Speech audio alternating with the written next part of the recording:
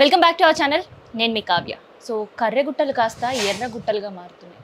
మావోనిస్ట్ హత్యలు చేస్తున్నారా, లేదంటే కగార్ పేరుతో ఏం జరుగుతుంది, ఇలాంటి విషయాలన్నీ కూడా తెలుసుకుందాం. ఇక ప్రజెంట్ మనతో సంధ్య కుమార్ మాట్లాడదాం.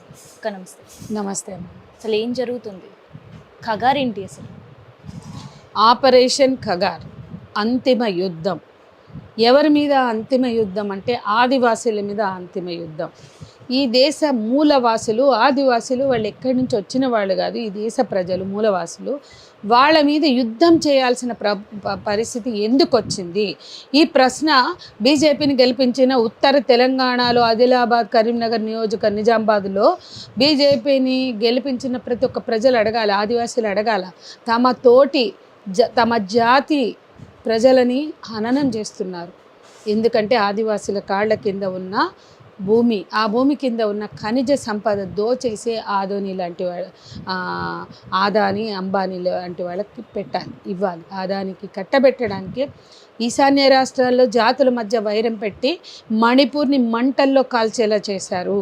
అదే ఆ మణిపూర్ కొండల్లో అక్కడున్న ఖనిజ సంపదని కార్పొరేట్లకు ఇవ్వడానికి అక్కడ రెండు జాతుల మధ్య వైరం పెట్టి చిచ్చు పెట్టి వాళ్ళని వివస్త్రలు చేసి వాళ్ళని ఒంటి మీద నూలు పోగులు లేకుండా బహిరంగంగా అత్యాచారాలు చేస్తుంటే, గృహదానాలు చేస్తుంటే, లూటీలు చేస్తుంటే, భయభ్రాంతులకు చేసే ఒక తెగని ఎక్కడ ఆ ప్రాంతంలో ఏ తెగ అయితే అక్కడ ఉన్నారో ఆ తెగని వెళ్ళిపోయేలాగా వాళ్ళ మీద దహనాలు చేసి భయభ్రాంతులకు గురి చేసి అక్కడ ఖనిజ సంపదను దోచేయడానికి కార్పొరేట్లకు అప్పచెప్పారు.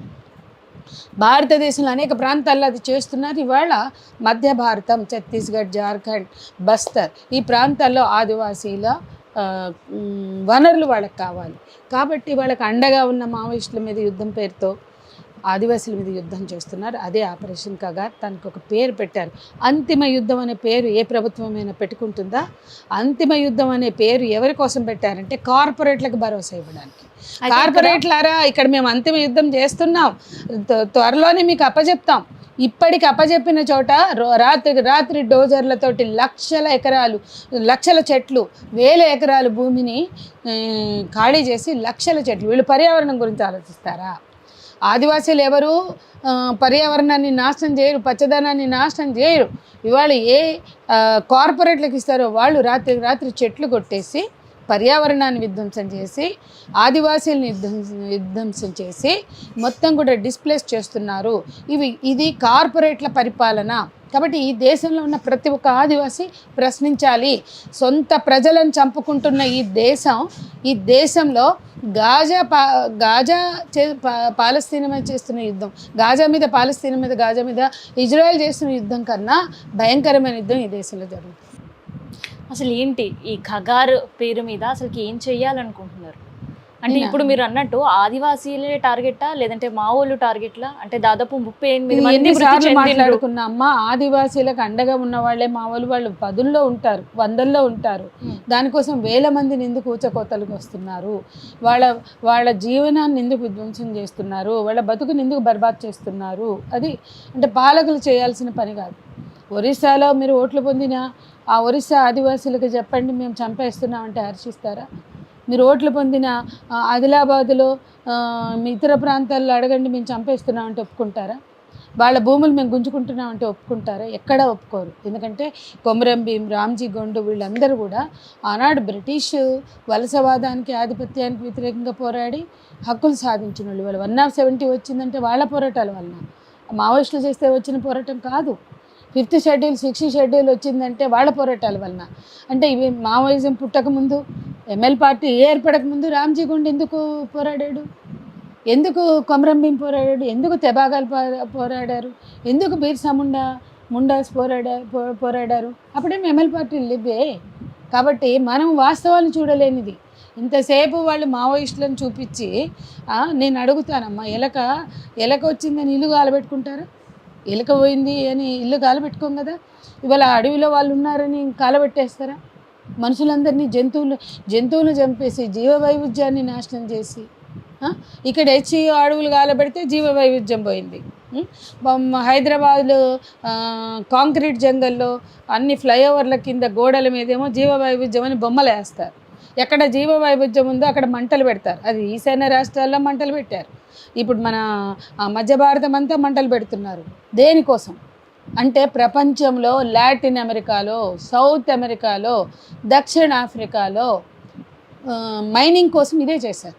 నేటివ్ అమెరికన్స్ని ఊచకోత కోస్తేనే అమెరికా ఏర్పడింది. లోకల్ రెడ్ ఇండియన్స్ అనే నేటివ్ అమెరికన్స్ని. కాబట్టి ప్రపంచంలో అభివృద్ధి అని చెప్తున్న అన్ని చోట్ల జరుగుతుంది అదే. లోకల్ వాళ్ళని, స్థానికులని, ఆదివాసీలని, ఇవాళ బంగారు గనులు ఎక్కడున్నాయి? ఏ ప్రపంచంలో బంగారు గనులు ఎక్కడున్నా అక్కడున్న స్థానికుల్ని ఇట్లాగే ఊచకోతలు కోసి పంపించి మైనింగ్లు స్టార్ట్ చేశారు. మైకా గనులు ఉన్న చోట అదే చేశారు. ప్రపంచంలో ఎక్కడ మైనింగ్ అని ఇదే చేశారు. కార్పొరేట్లు చేసేది ఇది. కార్పొరేట్ల కోసమే బీజేపీ పరిపాలిస్తుంది. వాళ్ళకి భారతీయ సంస్కృతి పచ్చి అబద్ధం, హిందూ మతం పచ్చి అబద్ధం.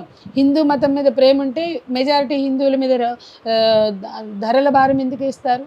అంతర్జాతీయ క్రూడ్ ఆయిల్ ధరలు తగ్గుతుంటే ఎందుకు ఇక్కడ పెట్రోల్ డీజిల్ ధరలు పెంచుతారు? వీళ్ళకి భారతీయ సంస్కృతి ప్రేమ ఉంటే మిస్ వరల్డ్ని ఎందుకు అనుమతి చేస్తారు? తెలంగాణ ప్రభుత్వం ఒకటే కాదు, అక్కడ కేంద్రం కూడా ఆమోదించింది. పోయిన సంవత్సరం ముంబైలో వాళ్ళు చేశారు. అక్కడున్న శివసేన, బీజేపీ, ఆర్ఎస్ఎస్ హెడ్ క్వార్టర్లో చేశారు. అయితే ఇక్కడ ఇంకొకటి అంటే వీళ్ళు భారతీయ సంస్కృతి అబద్ధం, హిందూ మతం ప్రేమ, హిందువులంటే ప్రేమ అబద్ధం, వీళ్ళకి కార్పొరేట్లు అంటే ప్రేమ.